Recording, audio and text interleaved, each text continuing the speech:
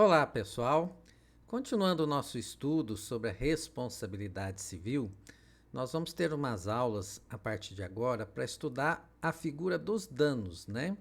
Então, lembrando que quando nós estamos falando de responsabilidade civil e a responsabilidade civil subjetiva, que é a regra no nosso direito, ela é composta de 4 elementos: conduta, dano, nexo e a culpa em sentido amplo, né, lato sensu, que inclui tanto o dolo quanto a falta de cuidado, né, a culpa em sentido estrito.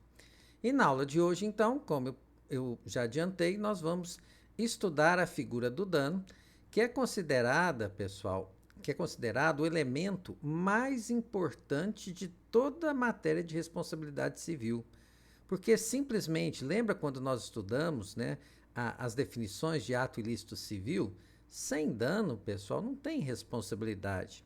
Se alguém não sofreu um prejuízo, uma lesão, não tem como falar-se em indenização. Então, o dano é considerado o elemento mais importante para realmente caracterizar a responsabilidade civil de alguém, né? E o que seria essa figura do dano?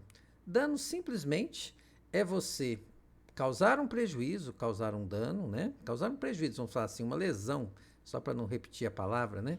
Causar uma lesão a um direito protegido de alguém, a um interesse que é merecedor de tutela.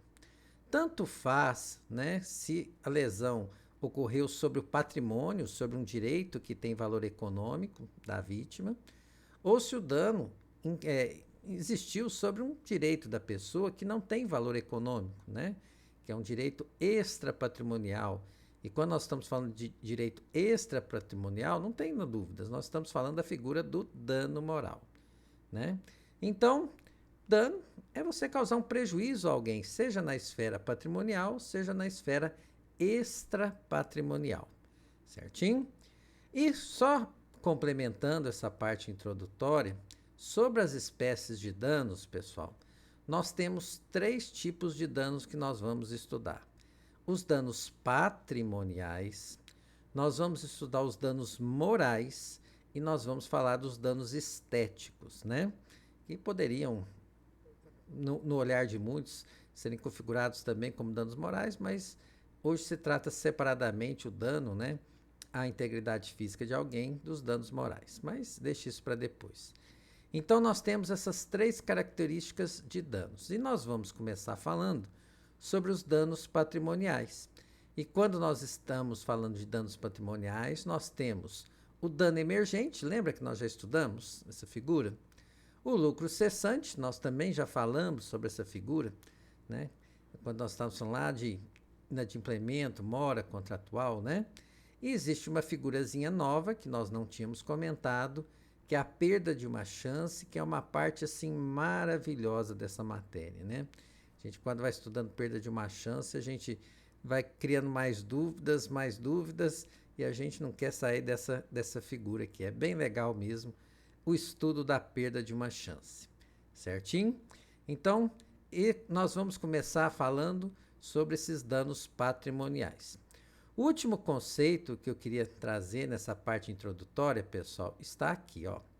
Quando nós estamos falando de danos patrimoniais, seja ele dano emergente, lucro cessante ou perda de uma chance, nós queremos indenizar a vítima.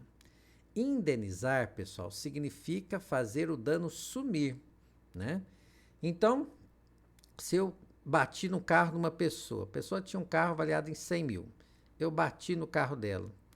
Na batida, o carro dela desvalorizou para 50 mil. Se eu fizer um Pix de 50 mil para ela, ela tinha 100 mil antes e vai ter 100 mil reais depois do dano. Então, eu faço o dano desaparecer. E quando é possível fazer o dano desaparecer, a gente fala que nós indenizamos. E aí surge um dos erros mais comuns que a gente vê em petições, em sentenças, né, em acórdãos, que é confundir indenização, onde você faz o dano sumir, com compensação. Na compensação não tem como fazer o dano desaparecer. Vamos pensar o seguinte: a pessoa que ficou presa injustamente 10 anos, Como é que se faz para fazer esse dano desaparecer? Tem jeito. O que se pode fazer no caso de dano, né? De um dano moral, quando não consigo fazer esse dano desaparecer? O máximo que eu consigo é dar para a vítima uma satisfação, normalmente um dinheiro, para que ela viva momentos de alegria para compensar aquele mal que não tem como apagar. Então, pessoal, indenização, né, eu consigo fazer o dano sumir. Eu consigo fazer a coisa voltar ao estado anterior. Agora, compensação, né, que é típico dos danos morais, não tem como fazer esse dano desaparecer, né? Eu coloquei fotos de alguém na internet, né, e que não deveria colocar. Como é que eu faço esse dano desaparecer? Não tem jeito. Num acidente de trânsito, né, o acidente foi cruel e a vítima teve uma perna amputada. Como é que eu faço esse dano desaparecer? Não tem jeito. Então, o que eu posso fazer? Outorga uma compensação, uma alegria, para que a vítima compense esse mal que não vai se apagar nunca, né? Então, pessoal, isso interfere na nomenclatura das nossas ações. A gente fala em ação de indenização por danos materiais, em ação de compensação por danos morais. Então, dano material, a gente indeniza, a gente faz o dano sumir. Dano moral não tem o que fazer, certo? No máximo, é você compensar a vítima, né, de alguma forma, para que ela, né, compense, né, essas tristezas que ela já passou, certinho? Então, isso que eu estou falando para vocês é bem técnico mesmo, né? É uma diferenciação bem importante. Mas nos próprios acórdãos que eu vou mostrar para vocês nas aulas seguintes, vocês vão ver que os tribunais sempre falam em indenização por dano moral, né? Alguns julgados respeitam essa diferenciação e outros nem prestam muita atenção nisso. Mas, tecnicamente falando, indenização é para dano material, compensação é para dano moral. Certinho? Então, tá jóia. Voltando, então, aos nossos danos, né? Danos emergentes e lucros cessantes, pessoal, esse nós já estudamos, né? Só reforçando isso, né? Como nós estávamos falando das perdas e danos, né? Nós estudamos o artigo 402 do Código Civil, lá estava escrito, ó, aquilo que ele efetivamente perdeu e o que razoavelmente deixou de lucrar. Então, o dano emergente surge no momento do acidente e o lucro cessante é aqueles danos, né, que ele vai sofrer no futuro, né? Aquilo que ele vai deixar de ganhar no futuro, certo? Aquilo que ele vai gastar no futuro, que não gastou até agora.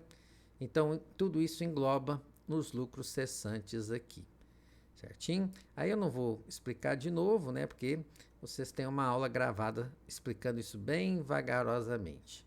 E aí nós vamos, então, já estudar na próxima aula a figura da perda de uma chance. Tá bom? Então, até a próxima aula. Vamos emendar uma aula na outra e vamos começar esse estudo que é bem legal. Um grande abraço, pessoal!